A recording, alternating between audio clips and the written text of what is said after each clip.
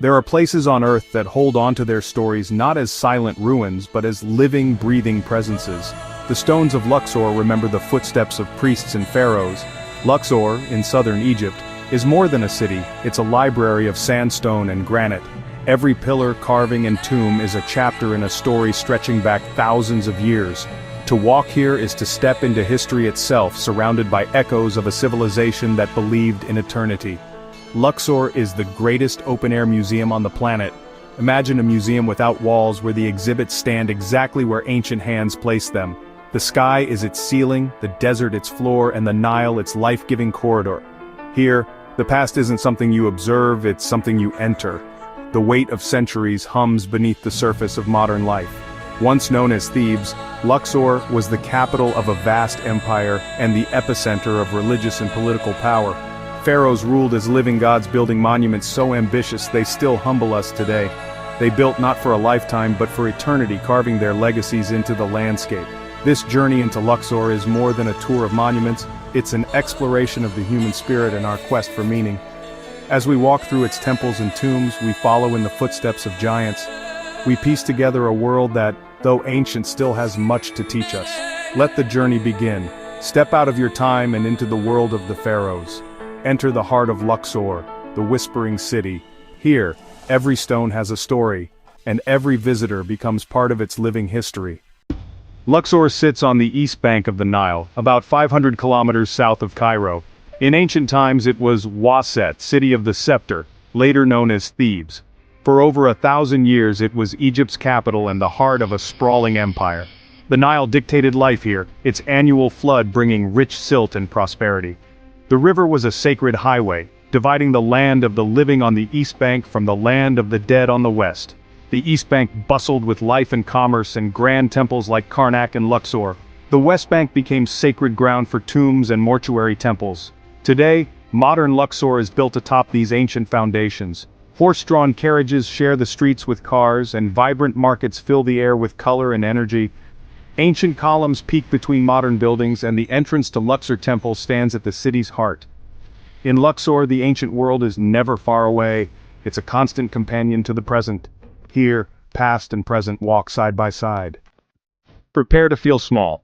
Karnak Temple Complex is a city of temples built over 2,000 years. It was the most important religious center in ancient Egypt, dedicated to the Theban triad Amun-Ra, Mut, and Khonsu.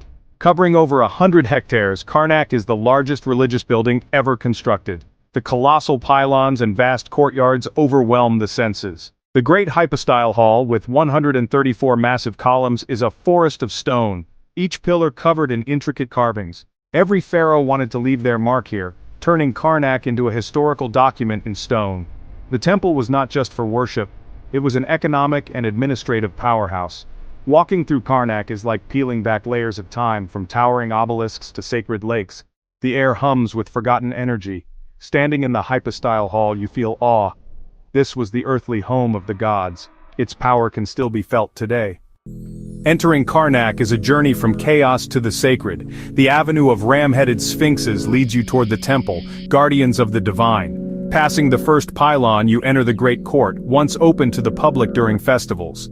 Shrines and columns dot this vast space, a transition from the human to the sacred. Through the second pylon lies the great hypostyle hall, dense with columns and dramatic shafts of light. Only pharaohs and high priests could enter this sacred forest, symbolizing the world's creation. Beyond, the temple narrows and darkens, each space more exclusive. At the heart lies the sanctuary, the holiest place, once home to the statue of Amun-Ra. Only the pharaoh and highest priest could enter, performing rituals to keep the universe in balance. Walking this path today retraces a sacred procession, from the public world to the heart of divine power. Karnak's grandeur is a testament to the ancient quest for the divine. Every step is a step deeper into Egypt's spiritual heart. While Karnak was the home of the gods, Luxor Temple served a different purpose. Connected to Karnak by the Avenue of Sphinxes, Luxor Temple was dedicated to the rejuvenation of kingship. Here, pharaohs were crowned, and their divine right to rule reaffirmed. The annual Opet festival saw statues of the gods carried in procession, symbolizing the renewal of the king's power. The temple's architecture reflects this: a massive pylon, a single pink granite obelisk, and a courtyard layered with history. The Mosque of Abu Hagag, built atop the ancient walls, shows Luxor's continuous role as a place of worship. Inside, the colonnade of Amenhotep III leads to inner sanctums, with carvings depicting the divine birth of the pharaoh. These reliefs were powerful propaganda, declaring the king as the son of a god. Luxor Temple was a stage for transformation, where men became gods. Its stones still echo with the rituals of kings. To understand Luxor, you must cross the Nile from the land of the living to the land of the dead. The West Bank, with its barren cliffs, was the necropolis of ancient Thebes. Here, tombs and mortuary temples were built for the journey into the afterlife. The landscape shifts from lush fields to sun-baked limestone, perfect for preserving the dead. The West Bank is home to the Valley of the Kings, Valley of the Queens, and great mortuary temples. Tombs were secret resting places, temples were for public rituals to sustain the pharaoh's soul. For Egyptians, death was a transition, not an end preparation for eternity. Their belief in the afterlife shaped every aspect of their civilization. The West Bank is a testament to their quest for immortality. Hidden in the West Bank's cliffs lies the Valley of the Kings, burial ground of pharaohs for nearly 5 centuries. Abandoning pyramids, they hid their tombs deep underground, hoping to protect their treasures for eternity. The most famous tomb is that of Tutankhamun, discovered nearly intact in 1922, a time capsule of royal wealth and ritual. Though small, its treasures were staggering golden shrines, chariots, and the iconic gold death mask. The real magic of the valley lies in other tombs, like those of Ramesses VI and Seti I, vast underground palaces with vibrant detailed paintings. These artworks are more than decoration, they're guides for the pharaoh's journey through the underworld. Scenes from the Book of the Dead show the king's trials and judgment before Osiris. The artistry is breathtaking, a testament to ancient skill and belief.